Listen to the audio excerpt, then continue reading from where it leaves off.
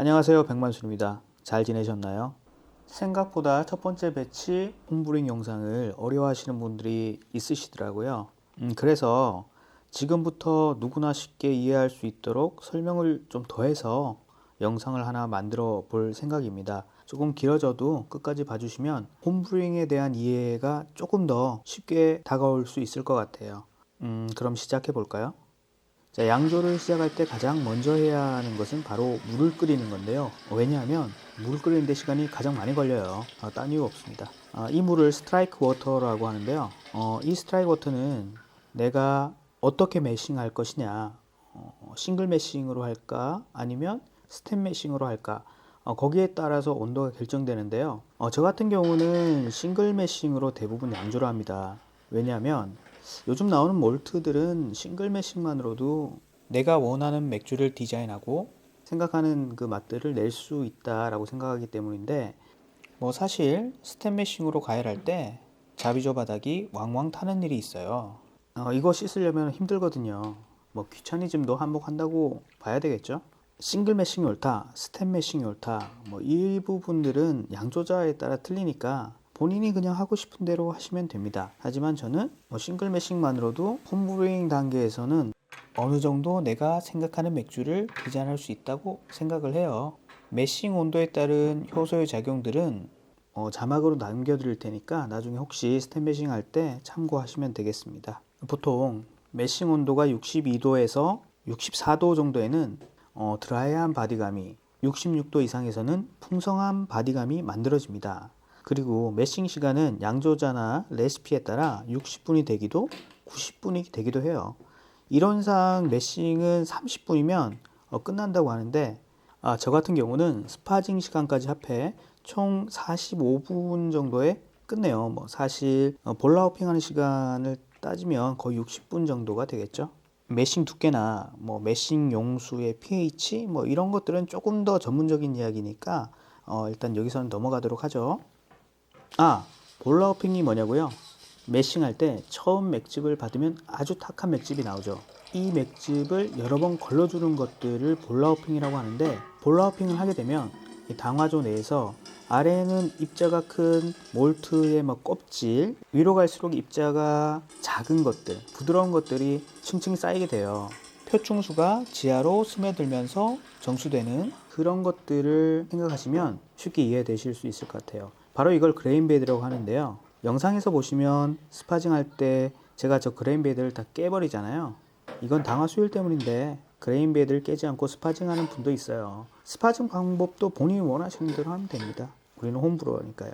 여기서 팁 하나. 저 같은 경우는 당화조를 스테인리스로 된 용기를 썼잖아요. 그런데 이 당화할 때는 당화조 내의 온도가 균일하게 유지가 돼야 당화가 잘 돼요. 그래서 많은 홈브로어들이 아이스박스를 개조해서 당화조로 만들어서 사용하고 있죠. 저 같은 경우는 영상에서 보여지듯이 담요를 둘러줘서 그 온도를 유지해 주고 있죠. 여기까지가 맥즙을 만드는 방법인데, 사실 이 맥즙은 LM이나 DME 형태로 가공되어서 판매되고 있어요. 맥즙을 이렇게 만들기 힘들다 하시는 분들은 이 LM이나 DME를 구매해서 사용하셔도 됩니다. 국내 서플라이어에서 다 판매하고 있습니다. 보통 처음 홈브루잉을 접하시는 분들은 이 LM이나 DME로 시작을 하고 몇 번 이제 배치 수를 늘려가면서 이 전체 곡물로 넘어오시는 경우가 대부분이에요. 이 매싱 용수는 1차적으로 매싱한 용수의 양을 확인하고 스파징 용수를 넣으면 되는데, 좀 어렵죠. 그러면 조금 더 쉽게 설명을 해보죠. 한 배치는 보통 20리터를 얘기를 하거든요. 우리가 최종적으로 얻어야 할 맥즙을 20리터라고 가정했을 때, 처음 매싱을 위해서 20리터의 물을 넣어서 얻은 맥즙이 10리터라고 한다면 스파징 할 때 더할 물의 양은 16리터만 추가해주면 돼요. 왜냐고요? 몰트는 1차적으로 넣어준 물 20리터 중에 10리터의 물을 흡수했기 때문에 2차적으로 추가하는 물의 양을 그대로 얻을 수 있다는 겁니다. 어떤 여론을 사용하느냐에 따라 다르긴 하겠지만 1시간을 끓일 때 6리터의 물이 증발을 하거든요. 이걸 계산하면 최종적으로 우리가 얻어낼 수 있는 맥즙의 양, 그러니까 워터의 양이 20리터인 거죠. 실질적으로 양조하다 보면은 로스율이 있기 때문에 물을 조금 더 잡아주는 것도 팁이라면 팁이겠네요. 자, 이제 끓이는 일만 남았는데요. 레시피나 양조자에 따라서 60분을 끓이느냐 아니면 90분을 끓이느냐 뭐 이런 것들이 좀 달라지긴 하는데 보통 저는 60분을 끓입니다. 뭐 레시피에 따라 다르겠죠. 이 60분은 물이 끓기 시작하고부터의 시간입니다. 여기서 어떤 홉을 언제 넣어주느냐에 따라 맥주의 쓴맛이나 향이 결정되는데 이걸 홉 스케줄링이라고 해요. 홉은 맥주에서 쓴맛이나 향을 내주는 역할을 하는데 보통 60분을 끓일 때 홉의 쓴맛이 최대가 되고 향은 없어져요. 뭐 더 끓이면 쓴맛이 좀 올라간다고 하긴 하는데 모르겠어요. 그 차가 되게 미미한 것 같아요. 그럼 반대로 향을 위해서는 홉을 불 끄기 전에 가깝게 넣으면 되겠죠. 이 홉 스케줄도 본인이 원하시는 대로 결정하면 돼요. 자, 그 다음 맥즙을 끓이고 60분이 지나면 불을 끄고 칠레에 물을 틀어 맥즙을 식혀줘야 되는데 이때 패드를 원을 그리며 저어주는데 이걸 월풀이라고 하거든요.